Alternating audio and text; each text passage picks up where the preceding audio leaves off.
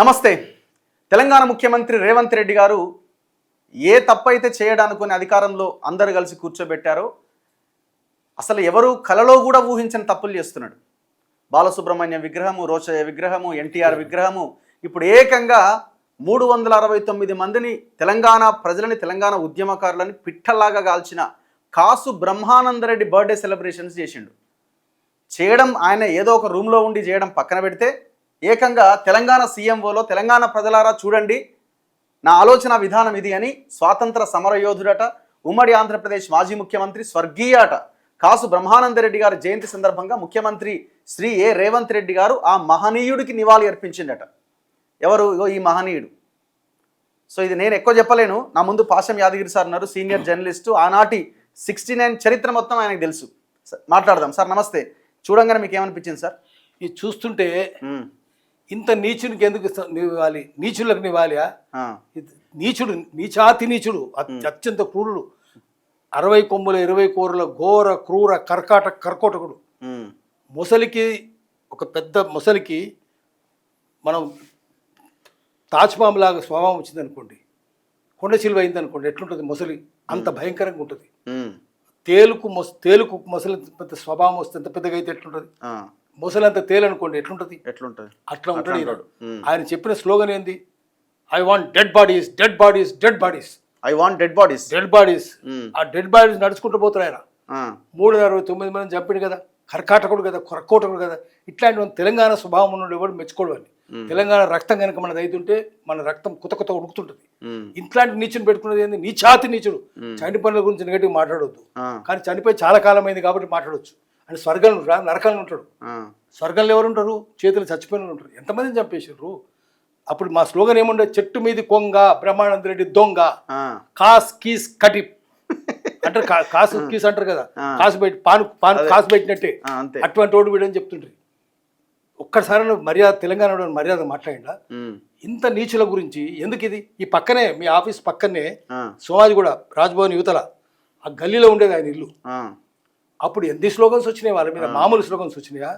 చెట్టు మీద కొంగ బ్రహ్మానంద రెడ్డి దొంగ, దొంగల్లో దొంగ అని స్లోగన్. ఇప్పుడు హోలీ అయితే కూడా ఆయన మీద స్లోగన్స్. ఇప్పుడు ఆ కాల్పులు జరిగిన ఆ డే, ఆ ముందు తర్వాత జరిగిన పరిణామాల్లో ఈయన ఈయననే ముఖ్యమంత్రి. పడుకొని వాణి చంపు, వీని చంపు, వీని కొట్టు, వాని కొట్టు.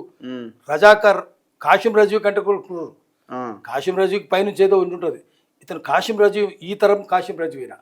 అటువంటి వాడిని పెట్టుకునేది, పంటుకొని చంపని చెప్పుడేంది? డయ్యర్ లాంటి వాడే, జనరల్ డయ్యర్. మనం చూసిన రిజినల్ డయ్యర్ ఉండే కదా, జలియన్ వాలాబాగ్లో చంపేసిండు. అటువంటి వాడే. కానీ ఇప్పుడు మరి మన ముఖ్యమంత్రికి ఏమైంది? మన ముఖ్యమంత్రి తెలంగాణ ముఖ్యమంత్రి కదా. మన నాయకులు చరిత్ర తెలియని చరిత్రహీనులు. చరిత్ర తెలుసా తెలియదా? లేదా భజన చేస్తుండ్రా?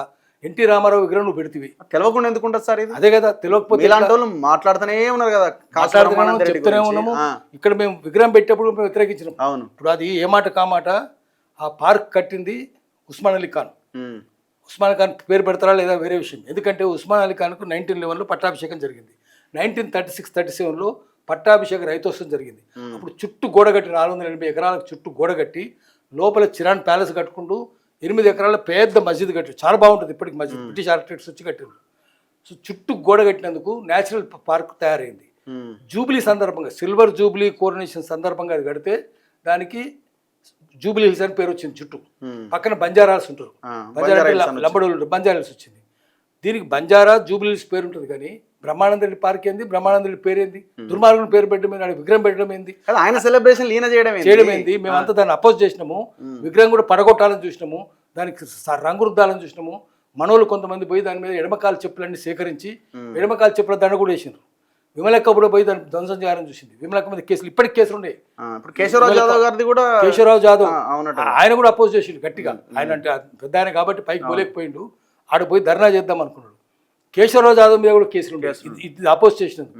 సో బ్రహ్మానంద రెడ్డి పేరు పెట్టేది ఏంది? బ్రహ్మానంద రెడ్డి ఆ రోజు బ్రహ్మానంద రెడ్డి పేరు మార్చేయమని చెప్పినాం. కాసు బ్రహ్మానంద రెడ్డి పార్క్ కాదు, అది చేసింది ఉస్మాన్ అలీ ఖాన్ చేసినాడు. ఉస్మాన్ అలీ ఖాన్ పేరు పెట్టకపోయారు. మీరు జూబిలీస్ పేరే పెట్టండి. జూబిలీస్ అంటే ఉస్మాన్ అలీ ఖాన్ పట్టాభిషేక రైతోత్సవం, సిల్వర్ జూబిలీ కోరనేషన్, అదే పేరు ఉండనియండి. వీళ్ళందరూ వచ్చేసి బ్రహ్మానంద రెడ్డి లాంటి వాళ్ళు వచ్చి బంజారాస్లో లంబడోళ్ళు అందరూ తరిపేశారు. వీళ్ళంతా దాని పేరే బంజారా హిల్స్. బంజారా అంటే లంబడోళ్ళు, అందరు తరిమేసే. ఇప్పుడు తెలంగాణలో ఎవరున్నారా? ఆడ ఎవరు లేరు, అంతా అంత ఆంధ్రోళ్ళే, అంతా ఒకే కులం వాళ్ళు ఉన్నారు అక్కడ. అంతే. సో ఇక్కడ వీళ్ళు బంజారాలను తరిమేసి, ఆదివాసులను తరిమేసి, గిరిజనులను తరిమేసి, లోకల్ వాళ్ళని తరిమేసి మొత్తం వాళ్ళకి అప్పచెప్పి అటువంటి కర్కోటకునికి మరి తెలిసి ఎట్లా చేసిందంటారు ముఖ్యమంత్రి? తెలుసా లేదా అడగాలి. ఇప్పుడు మనం గల్లాబట్టి అంటే మీ పార్టీ అయితే సరిపోయిందా? ఆయన ఏంది స్వాతంత్ర సమరయోధుడు? ఏ స్వాతంత్ర ఏ పోరాటం నుండి ఈయన? ఏ పోరాటం లేడు. ఈయన సంజీవ్ రెడ్డి కలిపి లేక ఒక దళితుడు ముఖ్యమంత్రి అయితే సంజీవయ్య పెద్దపాడైనది పక్కనే కర్నూలు పక్కన, ఆయన ఎంత ఏడిపించారు వీళ్ళంతా. అయ్యో ఆయన బతకనిచ్చిండ్రా?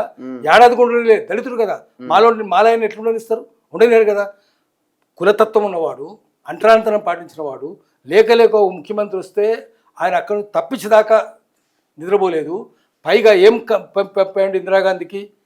ఈయన చాలా అవినీతిపరుడు సంజీవయ్య, పెద్ద ఇల్లు కట్టుకున్నాడు, పెద్ద ప్యాలెస్ అని చెప్తే ఇందిరాగాంధీ రహస్యంగా దూతలను పంపింది, ఇంటెలిజెన్స్ వాళ్ళు. పోయి చూస్తే గుడిసె ముందు తల్లి ఉన్నది, కూర్చొని ఉన్నది. అయ్యా బియ్యం లేవు నాయన, ఎవరో ఇల్లు తెలియదు వచ్చిన వాళ్ళు, పోలీసు వాళ్ళు మఫ్టీలు వచ్చారు. బియ్యం లేవు నాయన, ఎట్లా నాయన, ఏం లేదు నాయన అని ఏడుస్తుంది ముసలమ్మ. నీ కొడుకు ముఖ్యమంత్రి కదమ్మా అంటే, అవునంట బిడ్డ, పెద్ద ఆఫీసర్ అయిందంట, కానీ ఏముంటుంది బిడ్డ, మాకు తిండి లేదు బిడ్డ, ఎప్పటి నుంచి ఇదే కష్టం. అప్పుడు వాళ్ళు పోయి చెప్పారు, బ్రహ్మానంద రెడ్డి చెప్పింది తప్పు, ఆయన దగ్గర ఆస్తే లేదు, తప్ప అట్లా కుట్రలు చేసిన వ్యక్తి ఇతను. ఏసీ సుబ్బారెడ్డి, సంజీవ్ రెడ్డి ముగ్గురు కలిసి కుట్రలు చేశారు. అట్లాంటి పేరు మళ్ళీ ఈయన ఆత్మ ఏమైనా ప్రవేశించిందా? అడగాలి ముఖ్యమంత్రిని. ఈ దుర్మార్గుని ఆత్మ నీలో. కానీ ఇంత పెద్ద తెలంగాణ ఉద్యమకారులు ఉన్నారు, ఇంకా విగ్రహం ఎట్లుంటుంది సార్? అదే ఇప్పుడు చేయాలి కదా. మరి కేసులు అయినాయి కదా, మా మీద కూడా కేసులు అయినాయి. ఆ విగ్రహం చేయబోతే విమలక్క మీద కూడా కేసులు అయినాయి. మరి ఏం చేయాలి ఇప్పుడు? ఇప్పుడన్నా ప్రయత్నం చేయాలి కదా, పార్సల్ చేసి పంపడమా ఏదో. మరి ఆయన ముఖ్యమంత్రి అయిన తోటి ఉంటే ఏం చేస్తామా? ముఖ్యమంత్రి అయిన దొంగలతోటి ఉంటే. ఇప్పుడు జిహెచ్ఎంసీ ఎలక్షన్స్ ఉన్నాయి కదా, మరి ఆ కోణంలో ఏమైనా ఆలోచిస్తున్నాయి? కానీ ఏమైతుంది, ఇప్పటికే గ్రాఫ్ అట్లా పడిపోయింది కాంగ్రెస్ పార్టీది. ఇట్లా పెడితే ఏమైతుంది? హైదరాబాద్లో మీరు గెలుస్తారేమో, హైదరాబాద్ చుట్టూ ఆంధ్ర వాళ్ళ చుట్టూ, కానీ గ్రామాల్లో ఏమవుతుంది? మొత్తం పర్వంత పోతుంది కదా. ఇప్పుడు ఈ రోజు నాకు మధుర వాళ్ళు, ఖమ్మం వాళ్ళు కలిసిరు, చెప్పి మొత్తం కాంగ్రెస్ వాళ్ళే మొత్తం పరువు పాతాళంలో పడించారు. మాది కంప్ అయింది, మేము అత్తరు పెట్టి రుద్దుకున్నా కూడా మా వాసన పోయేటట్టు దుర్మార్గంగా ఉన్నది అని చెప్పిన వాళ్ళు. మధుర నుంచి వచ్చిన వాళ్ళే 69 ఉద్యమకారులు వాళ్ళు మొత్తుకున్నారు. అందుకని గ్రామాలు ఎట్టుందో చూడమనండి ఆయన. ఇట్లా ఉంటే గ్రాఫ్ ఇంకా పడిపోతుంది. ఢిల్లీలో కూర్చున్న వాళ్ళకు బీజేపీ కావచ్చు, కాంగ్రెస్ కావచ్చు, యమున అవతల ఏముందో తెలియదు, తెలుసుకోవాలని కూడా లేదు. ఇక్కడ ఏం జరుగుతుంది? ఢిల్లీ వాళ్ళకి కూర్చున్నారు తెలుసా? ఖార్గేకి తెలుసా? రాహుల్ గాంధీ తెలుసా? వాళ్ళు బెత్తం తీసుకోవాలి కదా, తప్పని అనాలి కదా. సోషల్ ఆడిటింగ్ జరుగుతుంది, దీనివల్ల చాలా చెడ్డ పేరు వస్తుంది. ఇప్పుడు రోషే విగ్రహం పెట్టినప్పుడే వ్యతిరేకత వచ్చింది. బాలసుబ్రహ్మణ్యం ఎటువంటి పాటలు పాడిండు? నీ పదవుల మీద మందారాన్ని, నీ నడుము మీద వడ్డానాన్ని పూర్తి పాటలు పాడిండు. అటువంటి వాడిని తీసుకొచ్చి పెట్టిండ్రు. తెలంగాణ పాటలు పాడనని చెప్పిండు. తెలంగాణ అంటే దేశం ఉందని చెప్పిండు. తెలంగాణ దేశించేవాడిని, తెలంగాణను చంపిన వాడిని, తెలంగాణ రాకుండా అడ్డుపడిన రోషేది. వీళ్ళ విగ్రహాలు పెడితే ఎట్లా? మరి విగ్రహం ఇది పెడతారు, నెక్స్ట్ అదే చేస్తారు. ఎక్కడ స్వాతంత్ర సమరయోధులు లేదు, సంజీవయ్య సమరయోధులు. ఆయన్ని ముప్పు తిప్పలు పెట్టిండు. ఈయన ఎక్కడ లేదు, సమరుడు కాదు, అమరుడు కాదు. ఇటువంటి వాళ్ళని పెట్టి ఇక రేపు డాక్టర్ కూడా ఇస్తారు చచ్చిపోయినాక. పోస్ట్ మాస్ డాక్టర్ ఇచ్చి డాక్టర్. మీరేం డిమాండ్ చేస్తున్నారు? మేము ఇది తీసేయాలని చెప్తున్నాము. అమ్మని తీసేయండి, ఇటువంటి దేశద్రోహమే ఇది, తెలంగాణ ద్రోహం, ఇటువంటి పెట్టొద్దని చెప్పి గట్టిగా మేము హెచ్చరిక చేస్తున్నాం ప్రభుత్వానికి, మంత్రులకు కూడా హెచ్చరిక చేస్తున్నాం. మీరు ఖండించండి దీన్ని. వాపస్ తెలంగాణ సోయి ఉన్న కాంగ్రెస్ వాళ్ళు ఉన్నారు కదా, కొంత వాళ్ళు ఖండించాలి కదా, వాళ్ళు గట్టిగా అడగాలి. పరుగు పోతుంది, రేపు ఎలక్షన్స్ దెబ్బతింటారు మీరు. అందుకని మున్సిపల్ ఎలక్షన్స్ కూడా దెబ్బతింటారు. బీజేపీ దెబ్బతింటుంది, బీజేపీకి గ్రాఫ్ పడిపోయింది సీజేపీ తర్వాత. ఇక వాళ్ళు పడిపోయింది, మేమే గెలుస్తాం అనుకుంటారు. ఇక కాంగ్రెస్ పార్టీ సమాధి అయిపోయింది, అందరు మర్చిపోయిన అనుకుంటున్నారు. కానీ మళ్ళీ కొత్తది వస్తుంది, కొత్తది వచ్చి మిమ్మల్ని అందరూ నాశనం చేస్తుంది. ఈ 3 పార్టీలు పోతాయి. సీజేపీ వచ్చినట్టుగా కొత్త పార్టీ వస్తుంది, కాంగ్రెస్ పోతుంది, బీజేపీ పోతుంది, టీఆర్ఎస్ పోతుంది, కొత్త పార్టీ వస్తుంది. కొత్త పార్టీ ఎక్కడుంది మరి? చూసినాం కదా, ఎన్టీ రామారావు ఎట్టు వచ్చిండు. అంతే కదా, అంతే. పెద్ద పోరాటాలు చేసినారు కదా తెలంగాణ ప్రజలు. అందుకని మళ్ళీ పోరాటానికి సిద్ధమవుతున్నారు. సమిష్టి నాయకత్వం ఉండే పార్టీ వస్తుంది, ఈ పార్టీలను తుడుచుకొని పోతాయి. సో ఇమీడియట్గా ఈ తెలంగాణ సీఎంఓ పెట్టిన పోస్టు తీసేయాలి. తక్షణమే రేవంత్ రెడ్డి తెలంగాణ సమాజానికి క్షమాపణ చెప్పాలి. కేబీఆర్ విగ్రహాన్ని, పార్క్ పేరును మొత్తం మార్చేయాలి, ఆ విగ్రహాన్ని ఇమీడియట్గా పార్సల్ చేయాలి. ఇది తెలంగాణ సమాజం చేస్తున్న డిమాండ్. సో ఇది రెస్పాండ్ అవ్వాలి, ప్రతి ఒక్కరు రెస్పాండ్ అవ్వండి. మీ సోషల్ మీడియా ప్లాట్ఫామ్స్లో తెలంగాణ సీఎంఓ యూట్యూబ్ ఛానల్లోకి వెళ్తే ఆ పోస్ట్ ఉన్నది, దాన్ని ఖండిస్తూ కమెంట్ పెట్టండి. మీ సోషల్ మీడియాలో కూడా ట్యాగ్ చేసి క్వశ్చన్ చేయండి తప్పకుండా. లేకపోతే ఈ తెలంగాణ మన చేతిలో ఉండదు, ఇక హైదరాబాద్ అసలే ఉండదు. ఉండదు. చూస్తూనే ఉండండి మన తొలి వెలుగు.